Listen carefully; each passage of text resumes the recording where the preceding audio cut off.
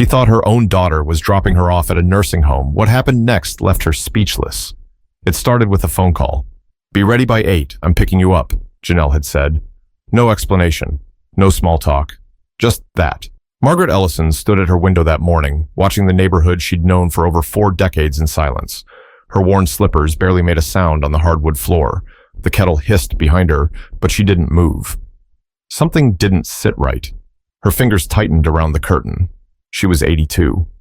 And though she'd always been the kind of woman who faced life head-on, never the type to complain, this morning, her gut was talking, and it wasn't saying anything good. She took her tea black, same way she always had, and sat at the kitchen table with the newspaper open, though her eyes didn't really follow the print. Her knees ached like they did every morning. Her right hand trembled slightly when she brought the cup to her lips. Not enough to spill, but enough for her to notice. Again. The clock hit 7:59 when a car pulled up. Not her usual nurse, not Meals on Wheels, Janelle. She walked in like she always did, confident, calm, beautiful in that effortless way. Hair pulled back in a bun, jeans, sneakers, one hoop earring missing like she'd been too busy to notice. Her keys jingled when she set them on the counter. "Ma, you ready?" she asked, smiling. Margaret took a beat. "For what exactly?" "You'll see," Janelle said, already grabbing Margaret's coat from the hook by the door. "Come on, let's get you out of this house for a while." The coat was heavy in Margaret's lap. She didn't move. "Is this about the fall?" Margaret asked slowly. "I told the paramedics I slipped, not because I needed a babysitter." Janelle crouched beside her, looking her in the eye. "It's not about that." But Margaret didn't believe her, not for a second. Still, she let herself be helped into the car. Pride was one thing, balance was another. The streets rolled by in silence. Spring had just begun to show its face in Columbus, Ohio, bare branches trembling with early buds. But Margaret barely looked. She kept staring at the road signs, at the direction they were heading, east, too far east. The hospital wasn't that way. Neither was her favorite bakery or the church she still called hers, even though she hadn't been in 6 months. "Where are we going?" she asked. "You'll see," Janelle said again. That tone, sweet but firm, like she was talking to a client, not her mother. That's when Margaret's throat tightened. The roads they were on, they were familiar.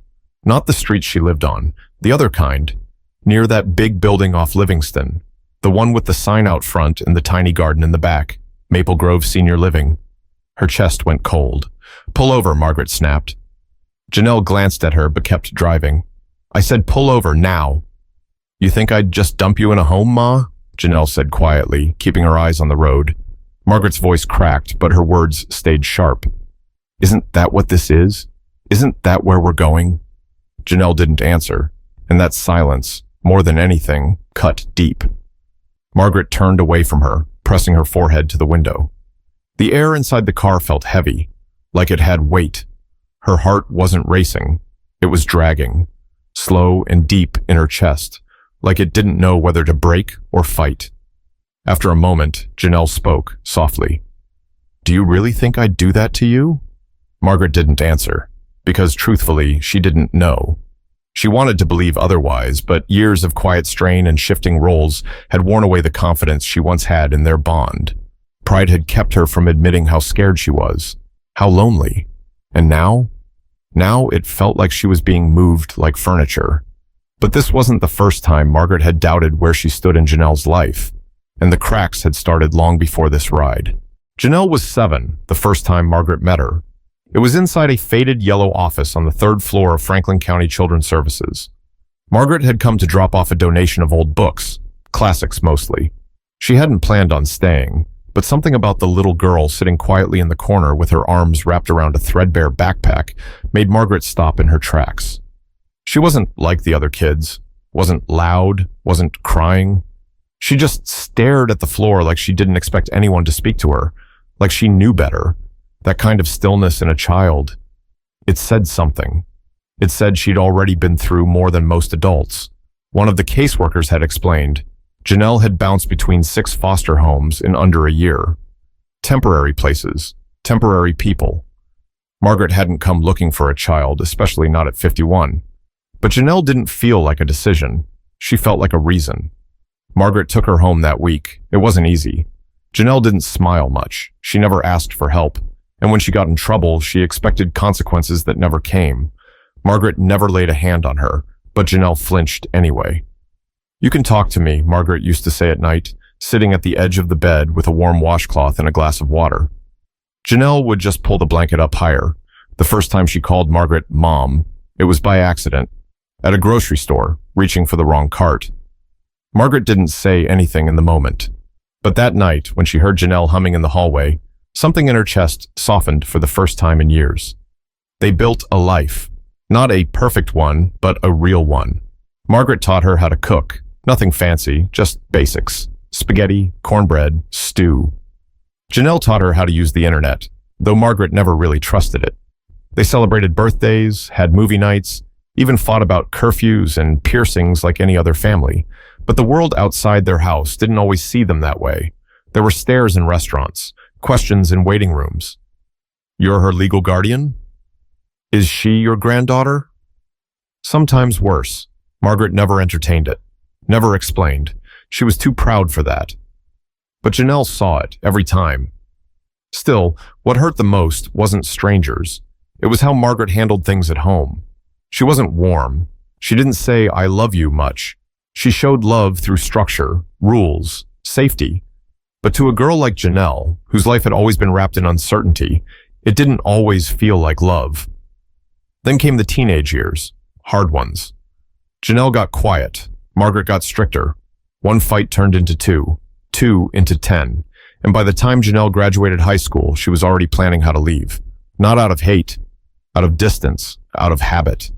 She moved across town, got her own place, went to school, built her own life, still called on Sundays, still visited on holidays.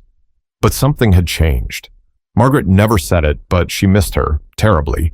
She kept Janelle's graduation photo on the fridge long after the magnet stopped holding.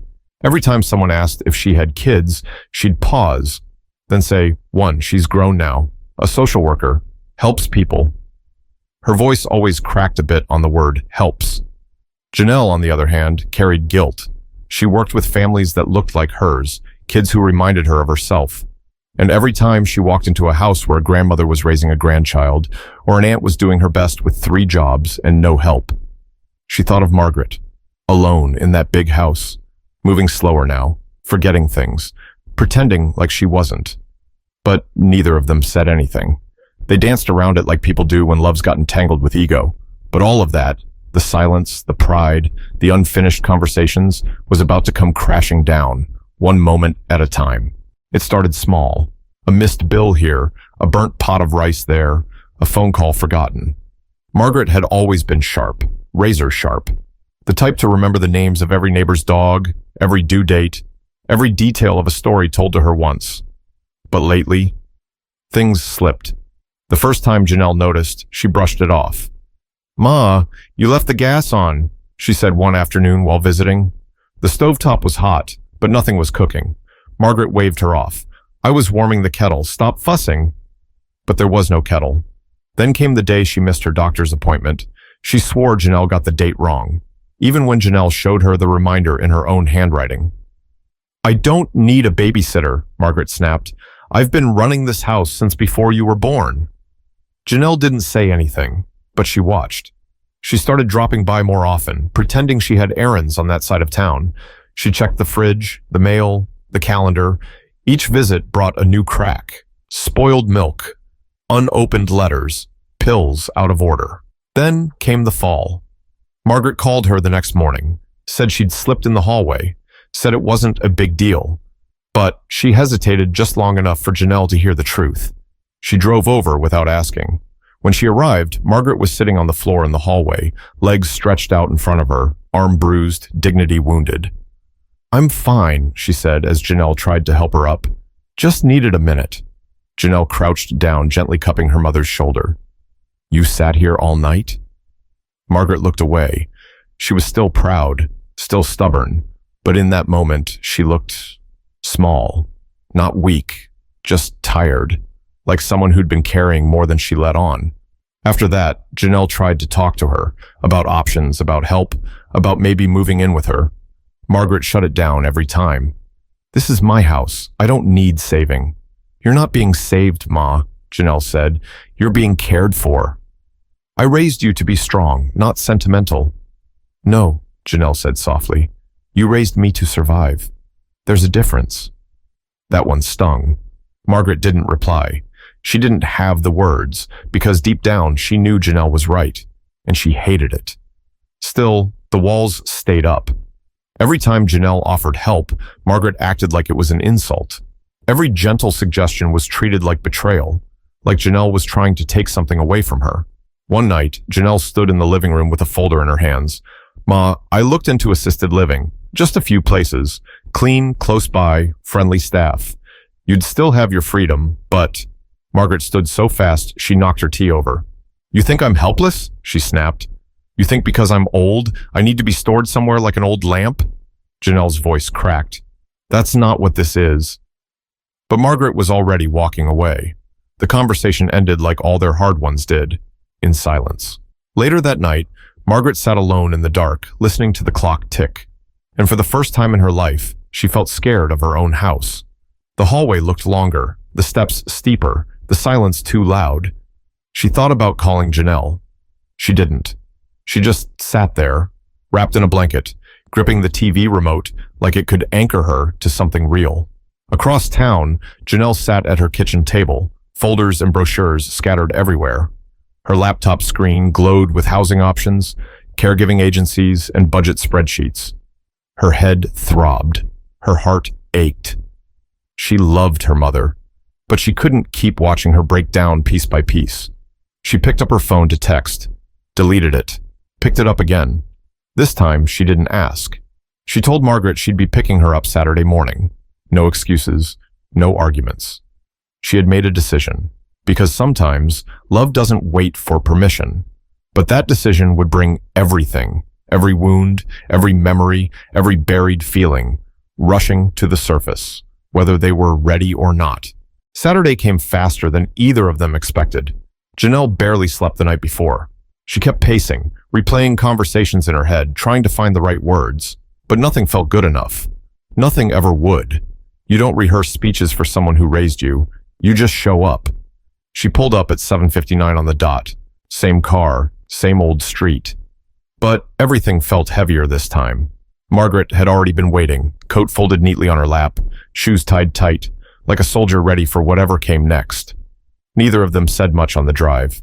The air between them was stretched thin, packed with questions neither of them knew how to ask. Then, Margaret saw the exit sign for Maple Grove, and everything shattered. I knew it, she whispered. You think I'm a burden. Janelle kept her hands on the wheel. Ma, please. You're just like the others, Margaret said, her voice rising. I gave you everything. I chose you when no one else would. I didn't have to, but I did. And now what? You get tired and throw me away like garbage? That's not what this is, Janelle snapped, louder than she meant to. This isn't about getting rid of you. It's about keeping you safe. Margaret turned to her, eyes sharp. Safe from what? Myself. My own damn house. No, Ma. Safe from falling downstairs. Safe from forgetting to eat. Safe from being alone in that house while your body's breaking down and you're too damn proud to admit it. The car fell into silence. Then Margaret said, quieter this time, You're ashamed of me. Janelle slammed the brakes a little harder than she meant to and pulled over to the shoulder. She turned and looked at her mother, really looked at her. Margaret's hands were clenched in her lap, knuckles pale. Her eyes, not angry now, but hurt. Janelle exhaled hard. I'm not ashamed of you, she said. I'm terrified of losing you. Margaret's lips parted, but nothing came out. I don't know how to do this, Janelle continued, voice shaking. I don't know how to be your daughter and your nurse and your power of attorney all at once. I go to work every day helping people hold their lives together, but I come home and watch the strongest woman I've ever known disappear. Margaret blinked quickly. You think I haven't noticed? The bruises on your arms, the bills piling up, the time you called me and forgot we already talked that morning. I notice, Ma. I notice everything, and it's breaking me. Her voice cracked again, raw. Margaret looked away, biting her bottom lip. You raised me to survive, Janelle said, softer now. But you didn't teach me what to do when the person who saved me is the one slipping away. The silence after that was thick. Margaret finally spoke, her voice barely a whisper. I didn't know how to be soft. I thought if I was hard on you, the world couldn't hurt you more than I already had. You didn't hurt me, Janelle said. You saved me. You gave me a life.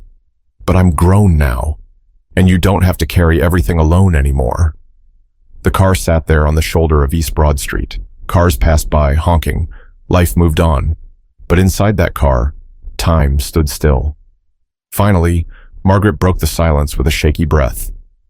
Then where are we going, if not the home? Janelle smiled, tears in her eyes. Somewhere better. She turned the key. The engine started again. They drove for another 10 minutes in quiet peace. This time, the silence wasn't angry. It was tender. When they pulled into the long driveway of a modest single-story cottage with a wraparound porch and freshly painted railings, Margaret's jaw slackened. The lawn was trimmed. A ramp had replaced the front steps. New windows. A wind chime swayed near the door. This is yours? Margaret asked, her voice hoarse. Janelle nodded. Ours. I found it last year. Took out a loan. Spent every spare minute fixing it up. It's got wide doorways, grab bars, low counters, new floors. Everything you need. Margaret turned to her. Why? Janelle looked her dead in the eye. Because you gave me a home when I had nothing, and I swore I'd return the favor one day. Well, that day's here. Margaret blinked, struggling to keep composure. You could have told me, she whispered. You wouldn't have let me, Janelle said, smiling through tears. But even as they stepped inside that new house, neither of them realized just how much healing still had to happen, and how much love was waiting behind that front door. Margaret stood in the doorway like she couldn't move. Her feet stayed planted, eyes wide as they scanned the room. It was warm inside. The floors were a deep honey-colored wood, freshly polished. The light over the kitchen island glowed soft and golden. A familiar smell hung in the air, lavender and lemon, just like the oils Janelle used to sneak into the mop bucket as a kid. The house didn't look like a hospital. It didn't look like a facility. It looked like someone had built it with love, because someone had. Janelle reached for her mother's coat. Let me show you around. Margaret didn't speak. She just stepped forward slowly, hand grazing the hallway wall. It was smooth, clean, new, but it still felt like home somehow. Janelle guided her from room to room. We've got a walk-in shower, bench and all. I already stocked your room with your creams, your heating pad, and that robe you won't let me throw away. There's a chair in the sunroom where the light hits just right in the morning. And your books? All of them. Every single one. Even the ones with the pages falling out. Margaret didn't answer. Her throat was too tight. They stopped in front of a small, bright bedroom. The bed was low to the ground, soft gray comforter tucked perfectly. On the dresser sat a photo of the two of them from years ago, Janelle in a graduation cap, Margaret standing beside her with a crooked smile, like she wasn't used to showing her teeth in pictures. I remember that day, Margaret finally said. I do too, Janelle replied. You gave me your mother's earrings that morning. I thought you lost them. Janelle smiled. I didn't. She reached into her coat pocket, pulled out a tiny velvet box, and placed it on the dresser. They're here, waiting for you. Margaret sat on the edge of the bed, letting her fingers run along the quilted fabric. She didn't look at her daughter when she said, I really thought you were taking me to a home. I know. I would have hated you. Janelle sat beside her. I would have hated me too. The two of them sat there in silence, the kind that says everything words can't. After a moment, Margaret asked, How much is all this costing you? Too much, Janelle laughed, but worth every penny. Margaret gave her a look. You sure you want me here? With all my aches, my pills, my nighttime pacing? I want you here because of all that, Janelle said. I want to know you're okay. I want to cook dinner for you. I want to hear your footsteps down the hallway. I don't want a world where I only visit you on holidays and pray someone's checking in on you the rest of the year. Margaret looked at her, eyes glassy now. I didn't think anyone would ever stay. Janelle reached over and took her hand. I'm not just anyone. They sat like that for a while, holding hands, breathing in a peace that neither of them had known in a long time. Later that evening, they shared a meal. Nothing fancy, just soup and grilled cheese, the way they used to when money was tight but love was full. Margaret didn't say much between bites, but her eyes followed Janelle everywhere, like she still couldn't quite believe it was real. After dinner, they sat on the porch. A warm breeze floated through the screen door. Crickets chirped in the distance. A dog barked down the street. "You know," Margaret said slowly, "I was so sure I'd be alone at the end." "You're not," Janelle said. "You never will be." Margaret nodded, then turned to her daughter. "I may not say it often, but I love you more than I ever knew how to show." "I know," Janelle whispered, "and I love you back." But love, once spoken, has a funny way of opening doors that have been locked for years, and one final moment would bring it all full circle. That night, Margaret stood in her new bedroom, brushing her hair in front of the mirror. Same old silver strands, same face, a little more worn than she remembered, a little softer, too. She glanced at the velvet box on the dresser and opened it slowly. The earrings still sparkled even after all these years. Tiny gold hoops. Nothing fancy. But they meant something. She clipped them on. Not for anyone else, just for herself. Down the hall, Janelle was unpacking the last of the boxes, folding sweaters, lining up the pain cream, the vitamins, the heating pads. She worked quietly, methodically, just like Margaret used to. "Hey," Margaret said, standing in the doorway. "What if I had said no? What if I had refused to get in the car?" Janelle looked up, smiled. "I'd have sat with you on the porch until you changed your mind, even if it took days." Margaret chuckled. "Stubborn." "You taught me," Janelle replied. They both laughed. That kind of laughter that only comes after years of silence finally breaks. Margaret sat on the edge of the bed. "I never told you this, but the day I brought you home, I was terrified. I didn't think I had what it took to be someone's mother." "You were more than enough," Janelle said. Margaret looked down. "I made mistakes." "We both did," Janelle said gently, "but we kept showing up. That's what matters." There was a pause, a quiet that felt full instead of empty. "You really okay with this?" Margaret asked. "Living with me? Watching me fade?" Janelle shook her head. "You're not fading. You're changing, and I'm here for all of it." Then she added, "Love isn't always loud. Sometimes it's showing up with soup, or paying bills on time, or building a ramp no one asked for." Margaret smiled. "I used to think love was keeping people at arm's length," she said. "Turns out, it's letting them hold your hand when you can't stand on your own." They stayed like that for a while. Two women, generations apart, bound by something deeper than blood. A new chapter had begun, not because things got easy, but because they finally got honest. Love isn't perfect. It's not always pretty, and it doesn't always come in the package you expect. But when it's real, it shows up. It stays. It builds something solid in a world full of things that fall apart.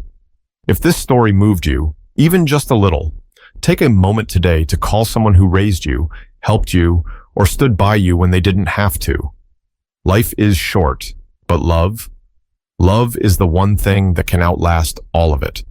And if you know someone caring for an elder, or is an elder, send them this story. Remind them, they're not forgotten. They're seen. They're valued. They matter.